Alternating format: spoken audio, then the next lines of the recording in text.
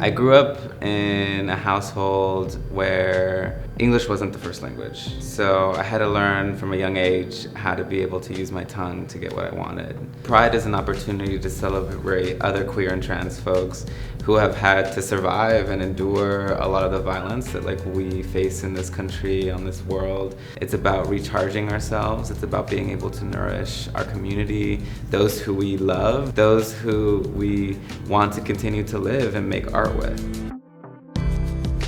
I think about North Carolina and the legacies here. It was just in Wilmington that David Walker used textiles to be able to sneak abolitionist documents into people's clothes and started a movement of people to be able to find a way to be able to escape bondage.